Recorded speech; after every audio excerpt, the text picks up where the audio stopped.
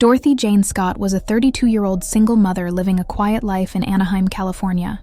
She worked as a secretary and spent her free time with her 4-year-old son.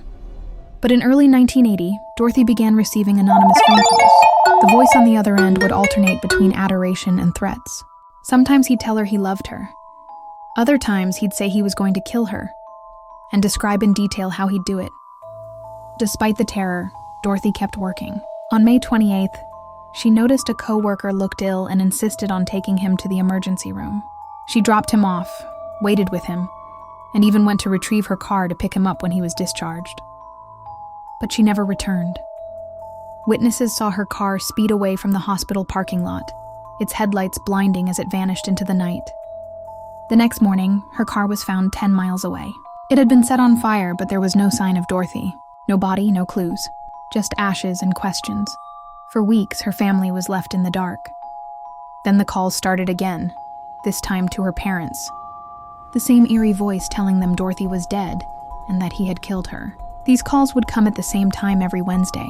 Police traced them, but the caller always hung up before they could pinpoint the location. 4 years passed with no answers. Then, in 1984, a construction crew discovered human remains buried near Santa Ana Canyon Road. A turquoise ring and a watch found at the scene were confirmed to belong to Dorothy. Dental records matched. But the cause of death could never be determined. Her bones had lain in that field for years, exposed to the elements.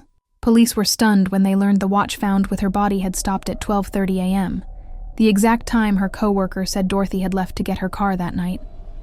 It was as if her time had literally stopped at the moment she vanished. Even more chilling, the anonymous caller phoned Dorothy's parents one last time after her remains were identified.